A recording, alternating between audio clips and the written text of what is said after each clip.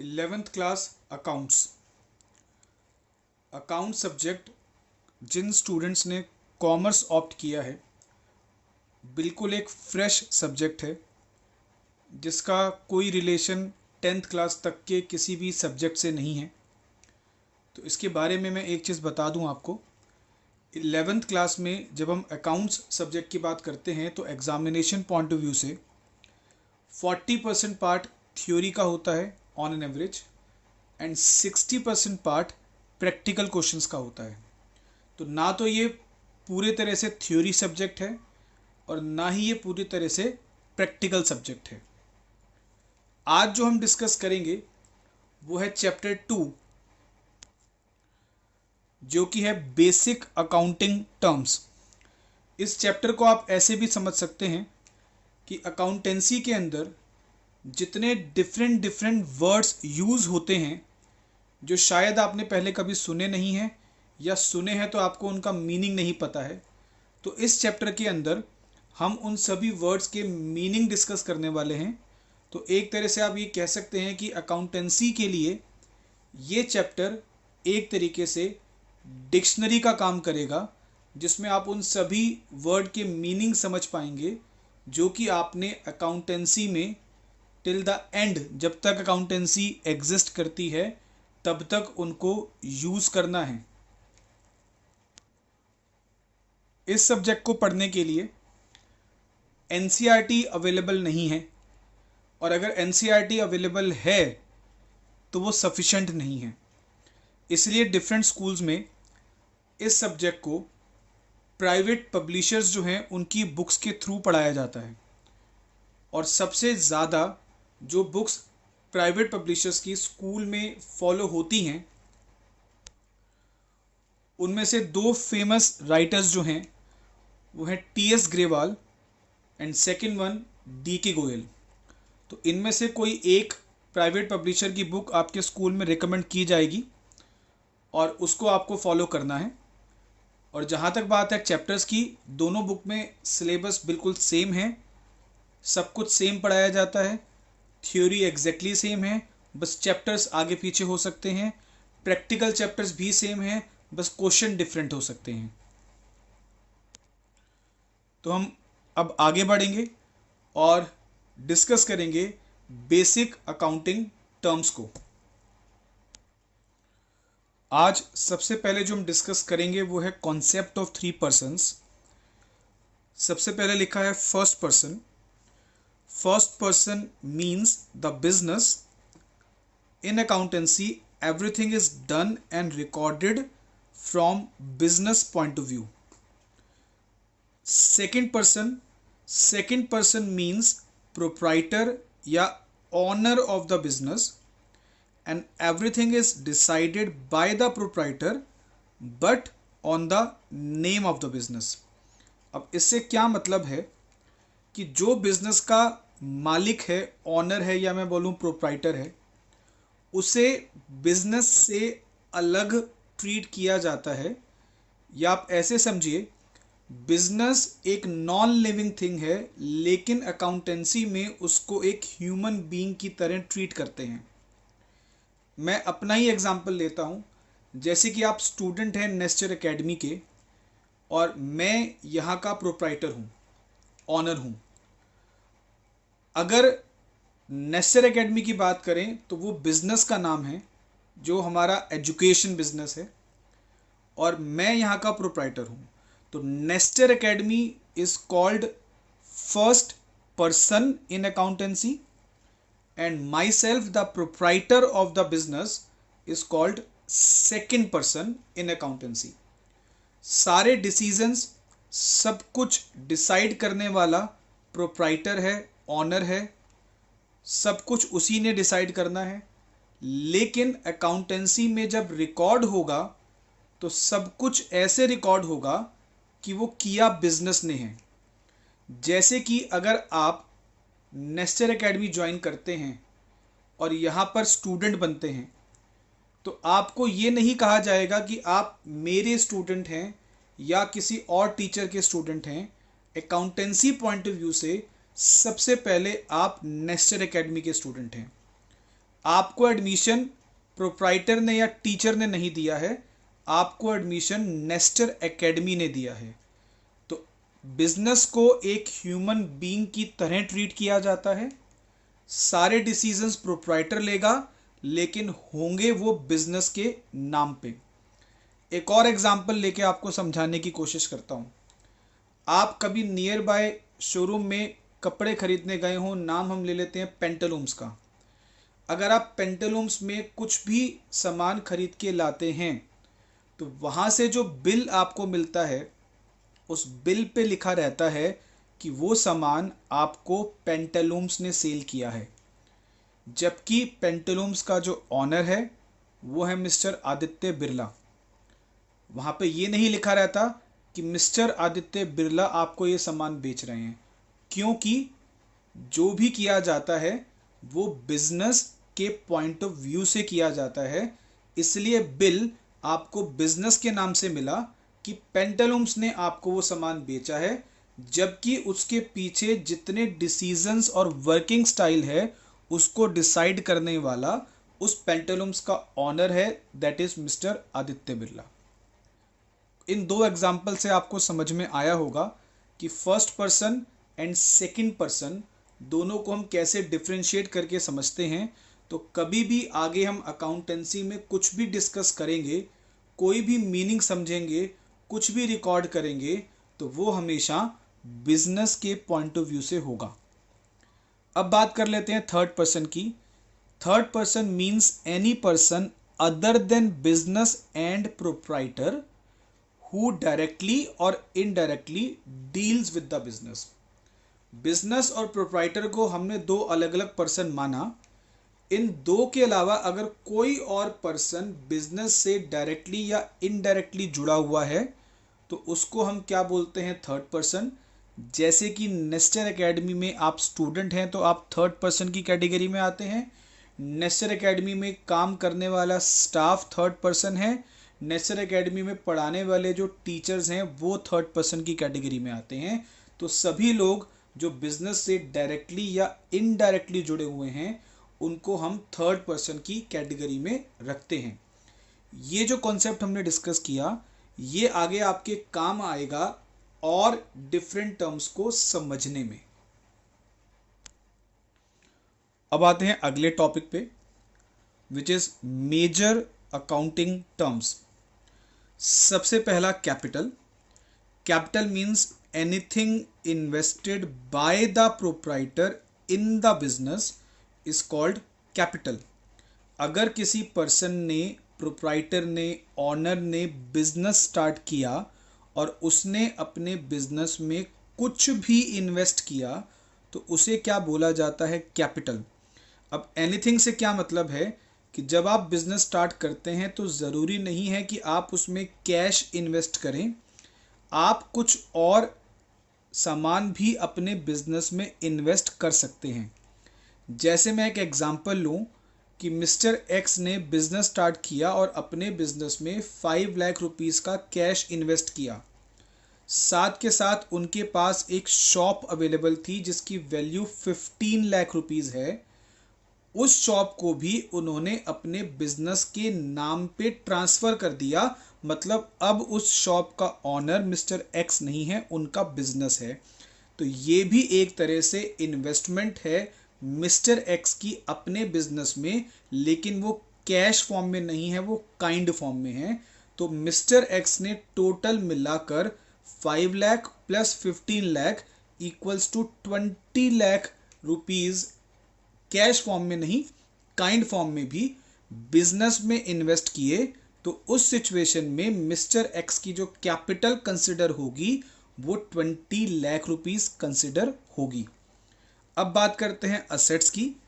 Assets का मतलब है anything which is owned by the business which must have some money worth is called asset of the business.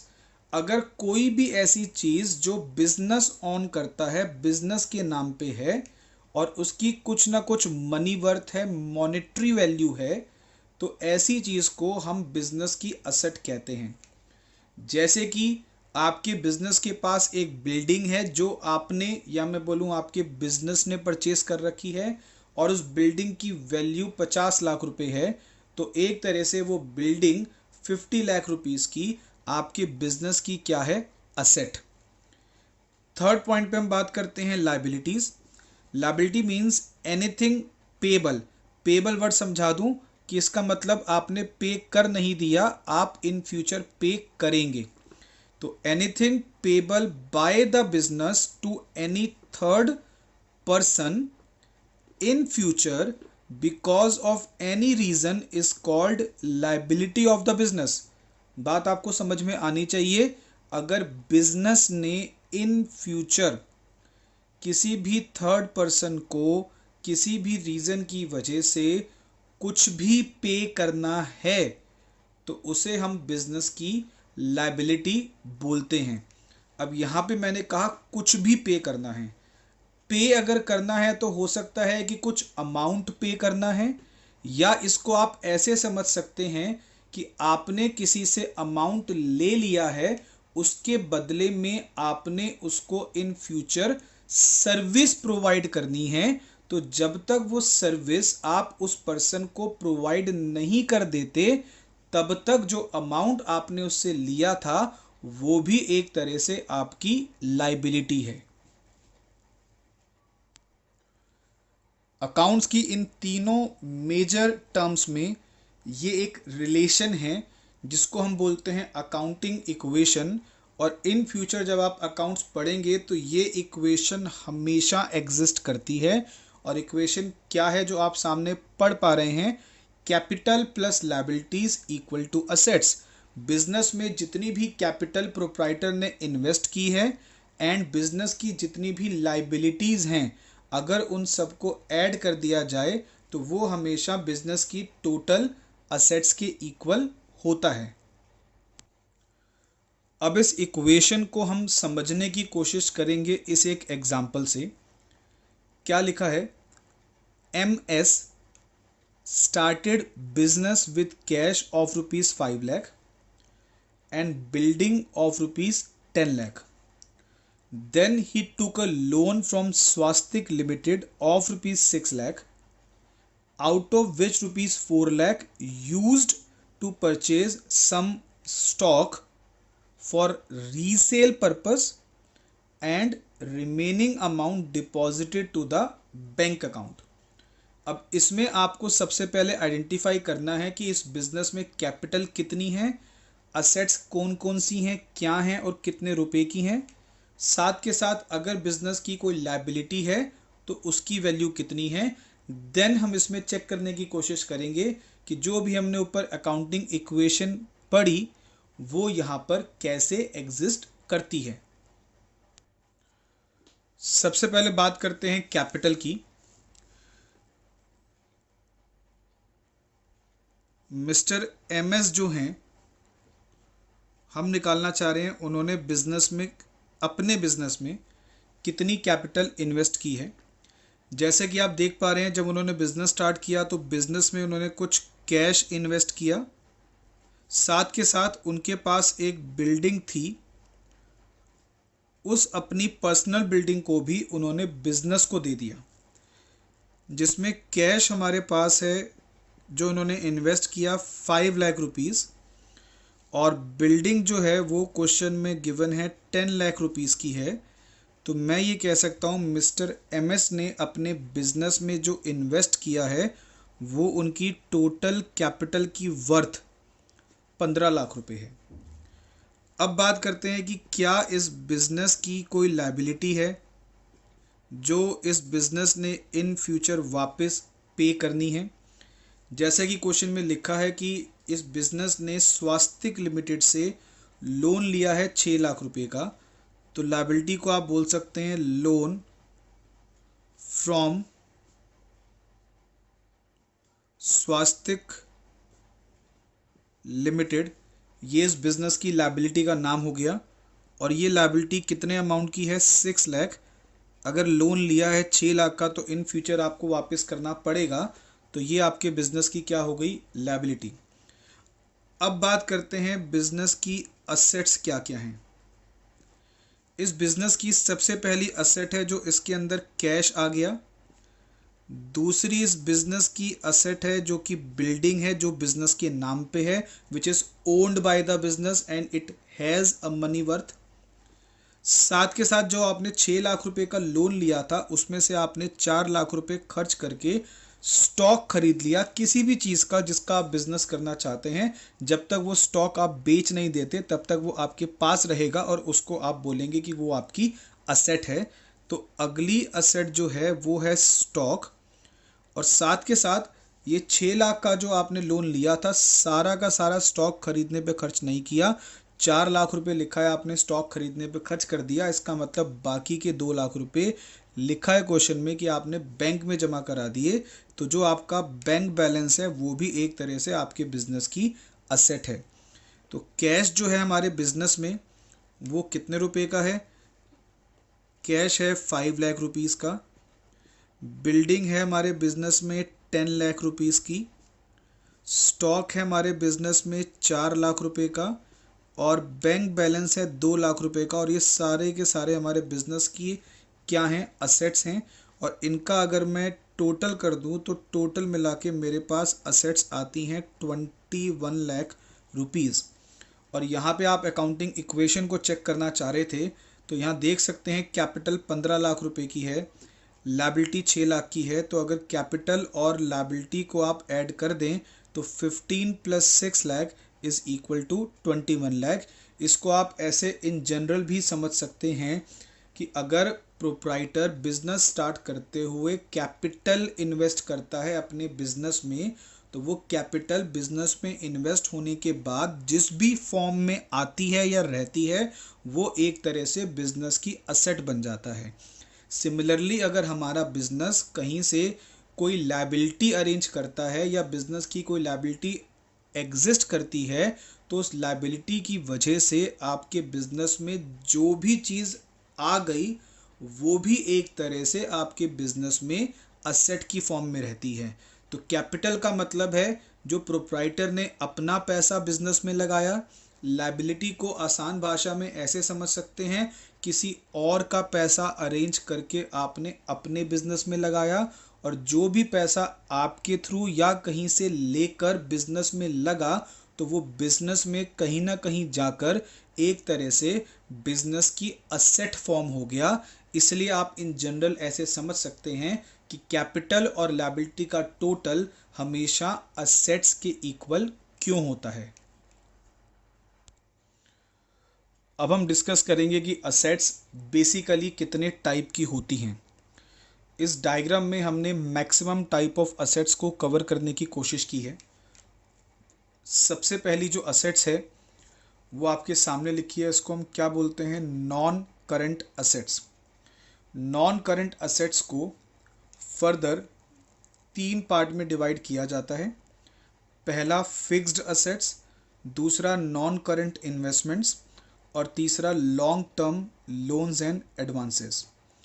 अब non current asset का जो ये पहला टाइप है फिक्स्ड असेट, इसको भी फर्दर 2 पार्ट में डिवाइड किया जाता है जिसको हम क्या बोलते हैं?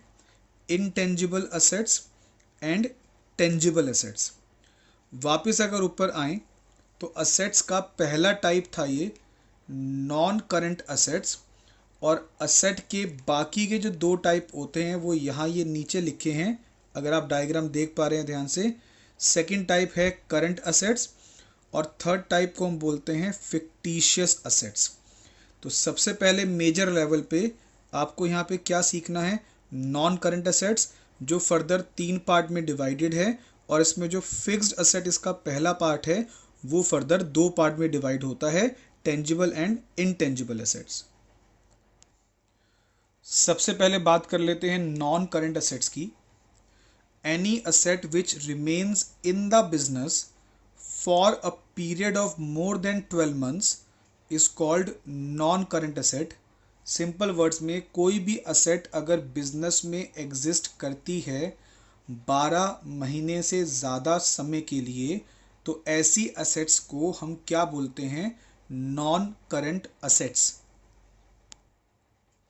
और जैसा कि हमने पीछे डायग्राम में पढ़ा नॉन करंट असेट्स को मेनली फर्दर 3 पार्ट्स में डिवाइड किया जाता है, जिसमें सबसे पहली है फिक्स्ड असेट्स, दूसरी है नॉन करंट इन्वेस्टमेंट्स और थर्ड को हम बोलते हैं long term loans and advances.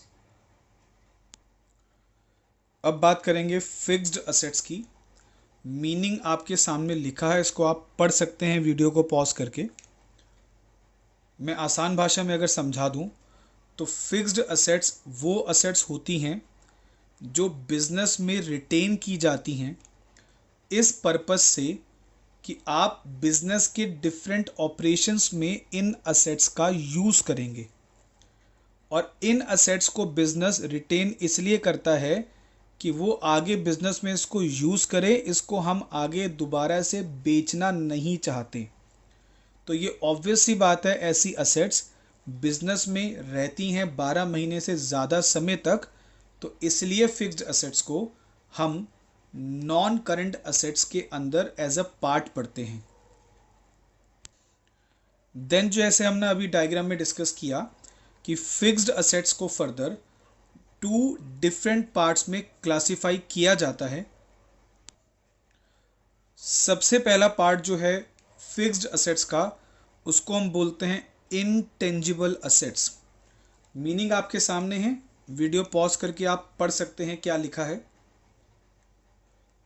मैं आसान भाषा में आपको समझा दूं तो इनटेंजिबल असेट्स वो फिक्स्ड असेट्स होती हैं जिनका कोई फिजिकल एग्जिस्टेंस नहीं होता।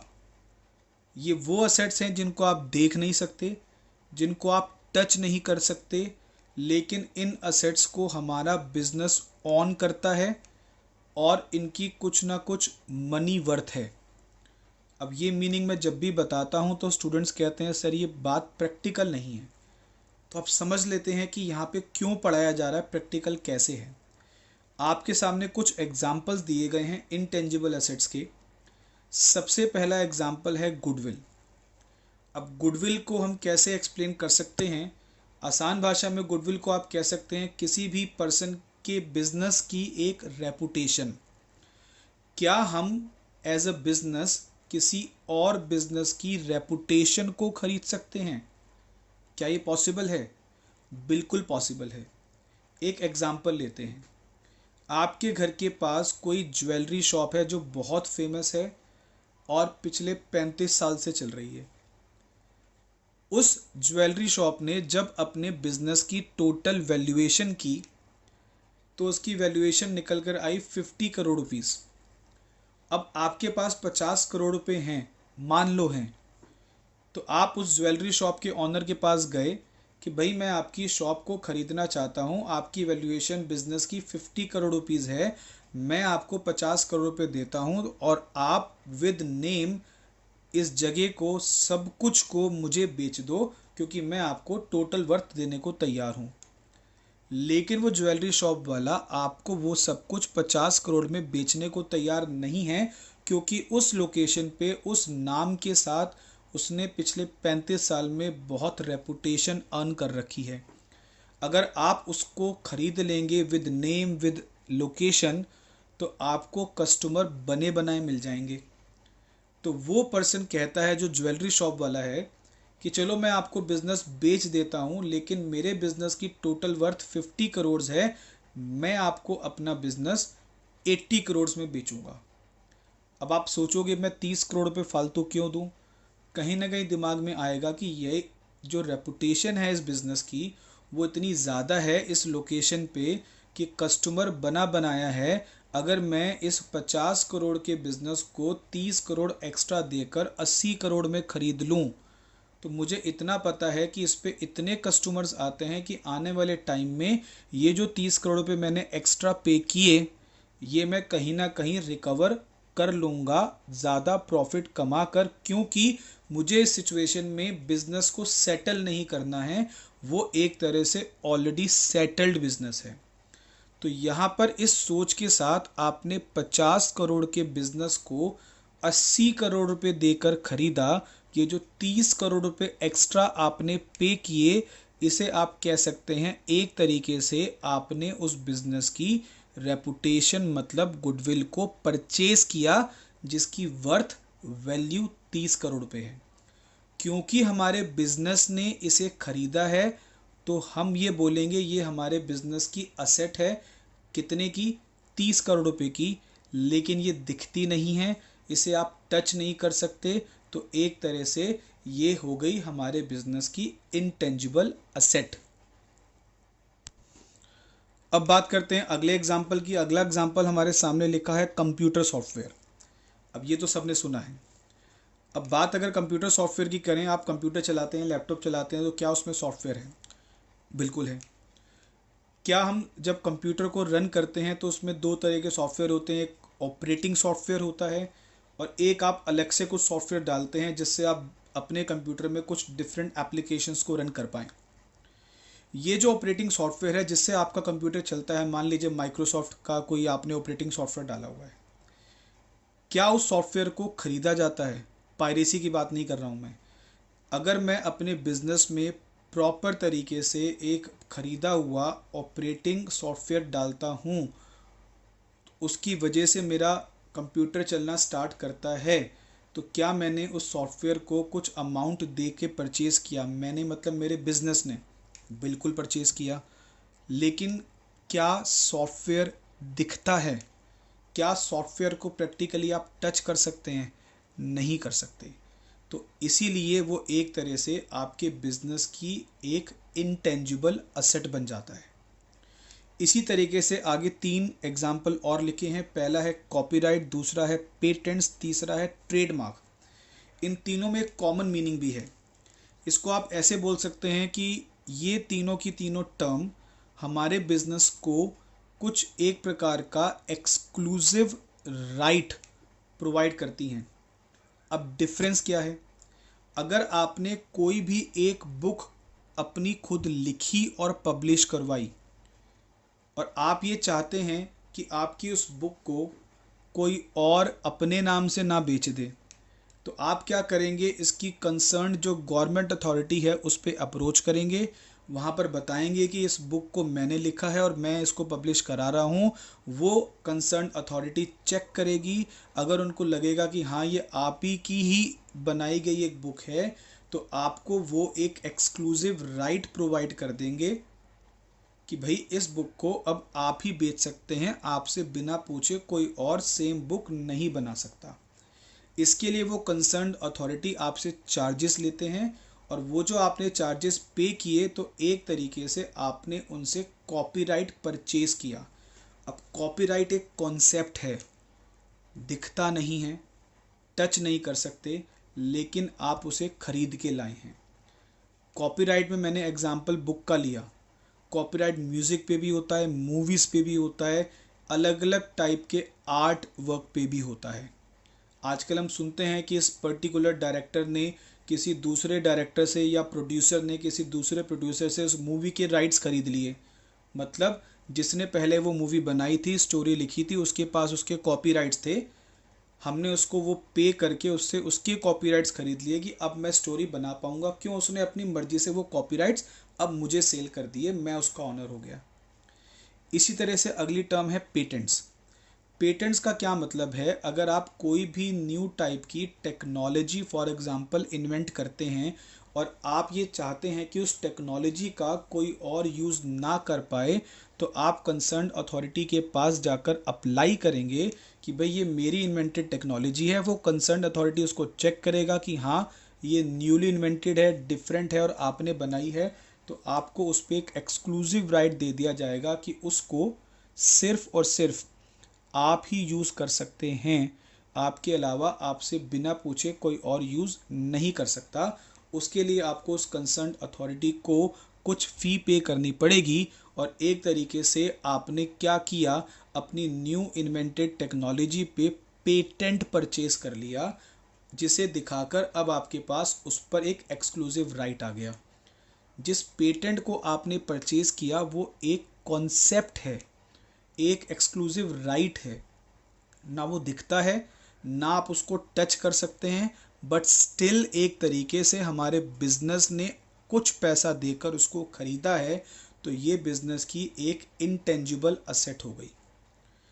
अगला लिखा है इसमें ट्रेडमार्क। ट्रेडमार्क को आप कुछ ऐसे समझ सकते हैं कि आपने अपने बिजनेस का कोई एक स्पेसिफिक नाम रखा या आपने कोई लोगो बना लिया।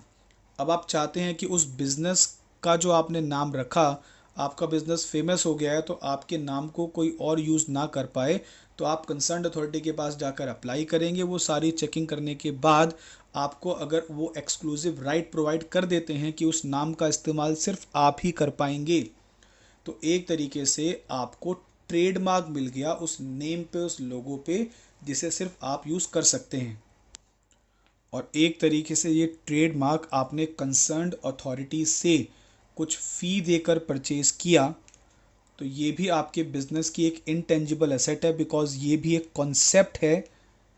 ना इसे आप टच कर सकते हैं, ना इसे आप देख सकते हैं, इसलिए ये एक इनटेंजिबल एसेट के अंदर कवर होता है।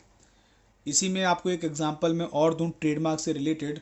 आप अपना बिजनेस स्टार्ट करना चाहते हैं और आप चाह रहे हैं कि मैं अपने बिजनेस का नाम रिलायंस रख लूं, क्या रख पाएंगे? ऑनलाइन सर्च करिएगा, आंसर आपको मिल जाएगा। अब बात करेंगे फिक्स्ड असेट्स के अगले टाइप की, जिसको हम बोलते हैं टेंजिबल असेट्स। टेंजिबल असेट्स का बहुत सीधा सीधा मीनिंग है जो असेट्स का फिजिकल एग्जिस्टेंस होता है, जिनको आप देख सकते हैं, टच कर सकते हैं, फील कर सकते हैं, ऐसी असेट्स को हम टेंजिबल असेट्स कहते हैं। और बिजनेस में ऐसी असेट्स के आपके पास एन नंबर ऑफ एग्जांपल्स होंगे, जिसमें से कुछ मैंने सामने लिख दिए हैं। जैसा कि पहला है लैंड एंड बिल्डिंग, अगला है प्लांट एंड मशीनरी जो आपके बिजनेस के पास है, furniture and fixtures, motor vehicles, etcetera etcetera. ये सारे टेंजिबल असेट्स के एग्जाम्पल हैं बिजनेस में, जो और भी बहुत सारे हो सकते हैं। अब बात करते हैं नॉन करंट असेट्स के अगले सेकंड टाइप की, जिसका नाम है नॉन करंट इन्वेस्टमेंट्स। मीनिंग आपके सामने लिखा है, इसको बहुत अच्छे से एक बार पढ़ लीजिए वीडियो को पॉज करके। आसान भाषा में अगर मैं बता दूं तो इसका मतलब क्या है। अगर आपके बिजनेस के पास कुछ ऐसा अमाउंट पड़ा है जो स्पेयर है, अभी तक आप उसको यूज़ नहीं कर पा रहे हैं, तो आप चाहें तो अपने बिजनेस के उस अमाउंट को किसी और के बिजनेस में इन्वेस्ट कर सकते हैं। तो इस सिचुएशन में ये जो अमाउंट आपने अपने बिजनेस का निकाल कर किसी और के बिजनेस में इन्वेस्ट कर दिया, इसको हम बोलते हैं इन्वेस्टमेंट। और अगर ये इन्वेस्टमेंट आपने 12 महीने से ज़्यादा समय के लिए की है, तो इसको बोलेंगे नॉन करंट इन्वेस्टमेंट्स। ये इन्वेस्टमेंट कैसे होती है? अगर कोई पार्टनरशिप फॉर्म चल रही है, तो आपका बिजनेस उस पार्टनरशिप फॉर्म में जाके पैसा लगाकर पार्टनर बन सकता है, या आप किसी कंपनी के शेयर्स, डिबेंचर्स, स्टॉक एक्सचेंज से जाके खरीद सकते हैं, या डायरेक्ट कंपनी से खरीद सकते हैं। इस फॉर्म में आप उस कंपनी को पैसा प्रोवाइड करा रहे हैं अपने बिजनेस का, तो इसे हम बोलेंगे कि हमारे बिजनेस की ये एक इन्वेस्टमेंट है और 12 महीने से ज़्यादा समय के लिए की गई है, तो ये नॉन करंट इन्वेस्टमेंट है। अब किसी को अगर पार्टनरशिप फॉर्म, कंपनी या जस्ट फॉर्म के मीनिंग में डिफ़िकल्टी आ रही हो, तो इसके लिए मैं आपको सजेस्ट करूंगा कि अपने बिजनेस स्टडीज़ के टीचर से कांटेक्ट करें। अब बात कर लेते हैं नॉन करंट एसेट्स के तीसरे टाइप की, जो हमने पढ़ा था अभी, long term loans and advances. अगर मेरा बिजनेस किसी दूसरे पर्सन या बिजनेस को लोन प्रोवाइड करता है, यहाँ बात लोन लेने की नहीं हो रही है, लोन देने की हो रही है। अगर हम लोन प्रोवाइड कर रहे हैं किसी को, या जो सप्लायर है जिससे हम सामान खरीदते हैं, उसके पास हमने कुछ एडवांस रखवा दिया है कि इन फ्यूचर हम सामान खरीदते रहेंगे, और अगर ये लोन जो आपने दिया है और ये जो आपने एडवांस प्रोवाइड करा दिया है सप्लायर को, ये 12 महीने से ज़्यादा समय के लिए अगर दिया गया है, तो इसको हम बोलते हैं long term loans and advances, और ये हमारे बिजनेस की एक नॉन करंट असेट का टाइप है। अब बात करेंगे असेट्स के सेकंड मेजर टाइप की, जिसको हम बोलते हैं करंट असेट। मीनिंग आपके सामने लिखा हुआ है बहुत डिटेल में, इसको एक बार वीडियो पॉज करके बहुत अच्छे से पढ़ लीजिए।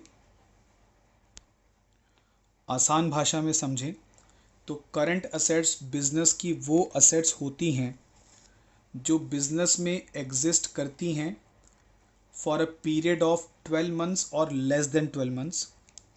फिर आगे इसी मीनिंग को अलग अलग वे में मैंने समझाने की कोशिश की है। कोई भी असेट अगर आप बिजनेस में इस पर्पस से रखते हैं कि मैं इसे इन फ्यूचर बेच देना चाहता हूँ, तो ऐसी असेट्स को हम करंट असेट कहते हैं। इसका एक एग्जांपल लिखा है आपके सामने, स्टॉक। मान लीजिए आप स्टेशनरी का बिजनेस करते हैं, तो आपने बहुत सारी स्टेशनरी का स्टॉक खरीद के रख लिया। अब पर्पस तो यही है ना कि उस स्टेशनरी के स्टॉक को आप इन फ्यूचर बेचेंगे, लेकिन जब तक वो बिक नहीं जाता तो वो स्टॉक जो है आपके पास स्टेशनरी का, वो आपकी एक तरह से करंट एसेट है।